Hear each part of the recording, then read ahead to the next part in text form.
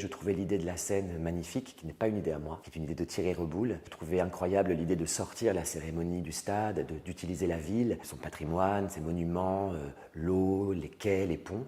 Mais pour dire quoi? J'ai l'impression que ce qui a été décisif aussi dans le choix du CIO pour qu'il me donne cette place, c'est la question du récit, la question de l'histoire, la question de la narration, de la fable. Au théâtre, on s'appuie sur des pièces qui sont écrites ou qu'on construit en cours de répétition. C'est ce que j'ai tout de suite dit au comité d'organisation lorsqu'ils m'ont approché. Je trouvais l'idée de la scène magnifique, qui n'est pas une idée à moi, qui est une idée de Thierry Reboul. Je trouvais incroyable l'idée de sortir la cérémonie du stade, d'utiliser la ville, son patrimoine, ses monuments, l'eau, les quais, les ponts.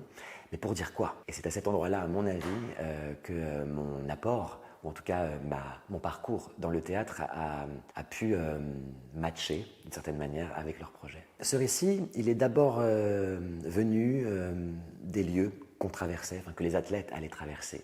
Des monuments qui jalonnent la Seine, des ponts, des quais, des rues. La grande histoire de France ou de Paris se déroulait le long des quais, et puis aussi les petites histoires, des histoires culturelles, cinématographiques, photographiques, littéraires. On a comme ça, avec les auteurs et les autrices, puisé dans tous ces sites, et on a extrait ces 12 tableaux comme 12 grandes belles valeurs françaises qui, je crois, permettaient de présenter ce que moi j'ai appelé le grand nous.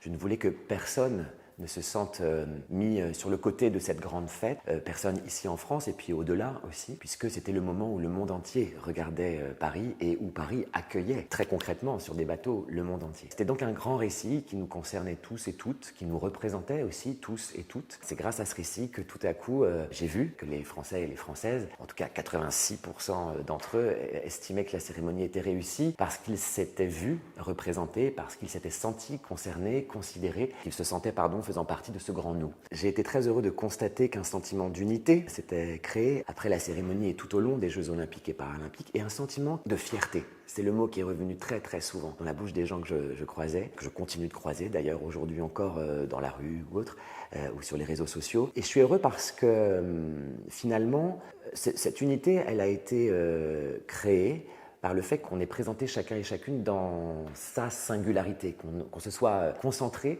sur une représentation, c'est un mot important, de chacun et de chacune. Et en parlant à chacun et à chacune, et en parlant de chacun et de chacune, on crée cette unité. C'est plutôt un très très joli exemple du pouvoir du spectacle vivant et plus largement d'un objet culturel. Starmania raconte une histoire dans le livret de la comédie musicale, mais si on regarde bien, finalement, elle raconte une histoire qui est encore plus universelle que ça. Elle parle de nous, les êtres vivants, et elle parle de notre avenir en commun, en posant d'ailleurs plutôt un voile d'ombre sur cet avenir en commun. Ainsi donc, Luc Plamondon, qui est le poète de Starmania, permet à l'œuvre de traverser les âges parce que c'est toujours les mêmes angoisses, je crois, qui traversent les époques. On retrouve d'ailleurs des sujets communs chez Shakespeare dans Starmania sur qu'est-ce qu'on fait là, comment fonctionne le pouvoir, comment fonctionne le peuple aussi.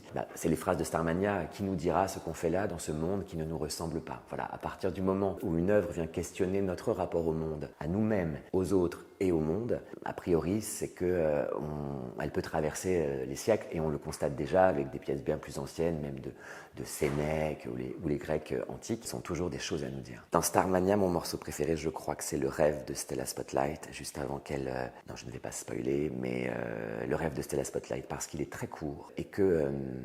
La comparaison est peut-être trop flatteuse, même si moi j'y vois la même chose. Il y a un concentré de mots un peu comme chez Racine. C'est-à-dire qu'il y a très peu de mots, mais chaque mot est d'une intensité folle. Et la mélodie, bien sûr, de Michel Berger qui emporte tout ça avec beaucoup d'émotion. L'histoire mondiale nous a montré à quel point le politique et la culture ont toujours été adossés.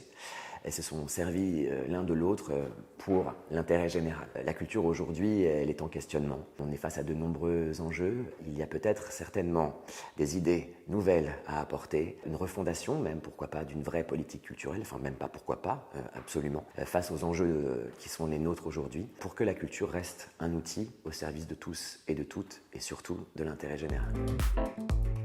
Sciences Po.